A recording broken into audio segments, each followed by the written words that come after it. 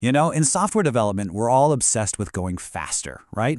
But what if the real secret to speeding up was to actually slow down a little and just look? Today, we're going to dive into static testing, a really powerful technique for finding problems not by running your code, but simply by reading it. I mean, just think about that for a second. What if you could catch a huge, critical flaw, not in some frantic panic right before a release, but way before that code is even run for the very first time? It's kind of like finding a major structural problem on the architect's blueprint, not after you've already put up all the walls. That, right there, is the amazing promise of static testing. All right, so here's the game plan for today. First, we're going to nail down what testing without running code actually means. Then, we'll get into why this early detection is such a massive game changer. After that, we'll lay out a practical blueprint for how to actually run a review. And finally, we'll look at who you need on your team to make it all happen. Okay, let's kick things off with the absolute basics. When we talk about testing something without ever hitting the run button, what are we actually doing? So, at its heart, static testing is really just the art of examining stuff. Code, documents, you name it, without running it. The best analogy I've ever heard is it's like proofreading a book before you send it to the printer. You're not running the story, you're just carefully reading the pages to find typos, plot holes, or parts that just don't make sense. The key takeaway, and it's a big one, is that there is absolutely no execution involved. And this, right here, points to a really crucial difference in mindset. See, most of the testing we usually think about is dynamic. It's reactive. We build the thing, we run it, and we wait to see if it breaks. Static testing flips that completely. It's proactive. It's about finding the defect, the flaw in the blueprint, long before it ever has a chance to become a failure in the final product. That's a huge shift in thinking. And hey, don't for a second think this is just for code. We can use this method on almost any document that gets created during a project. We're talking requirement specs, user stories, test plans, even legal contracts. The rule of thumb is simple. If a human being can read it and understand it, you can statically test it.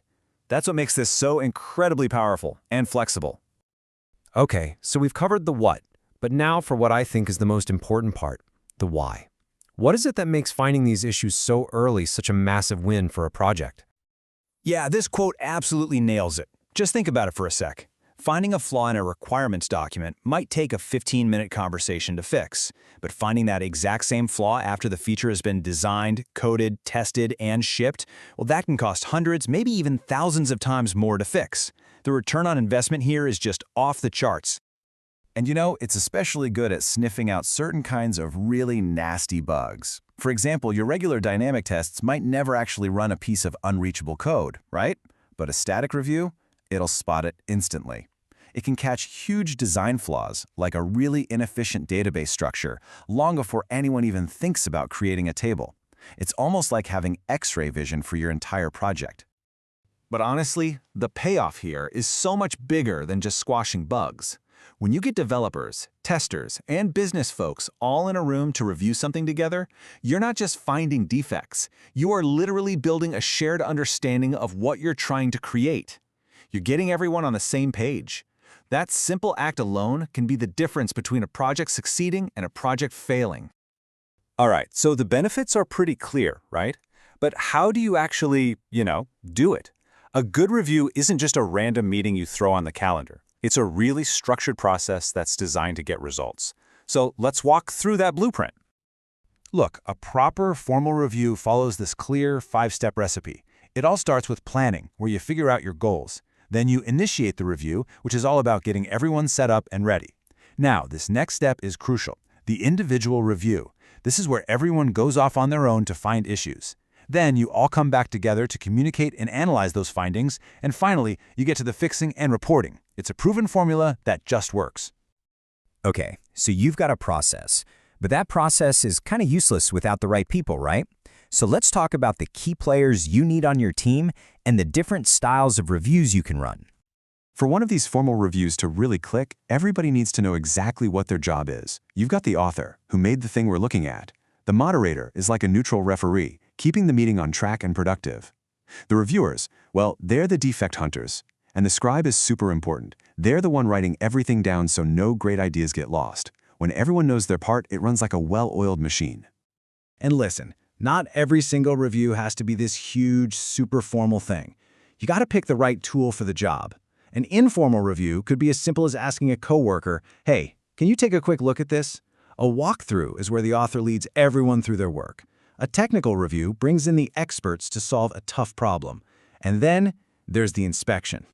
Yeah, the inspection, that's like the heavyweight champion of reviews. This is the one that follows that full 5-step process we just talked about, and its main goal is just one thing: find the absolute maximum number of defects. It's formal, it's driven by data, and it's what you use when quality is everything. So when it all comes down to it, what are the real keys to making this stuff work in the real world? Well, it boils down to a few really important things. You have to have clear goals. You absolutely need support from management. And please, review things in small, bite-sized pieces. But probably the most important thing of all, you have to make reviews a normal part of your culture, not something you only do when there's an emergency. And that really brings us to the final thought I want to leave you with. This whole thing isn't just about a new process or another meeting to add to the calendar. It's about a fundamental shift in culture, a shift towards quality, towards collaboration, and towards shared ownership. So the real question to take back to your team is this: how could a true culture of review totally change the way you build things for the better?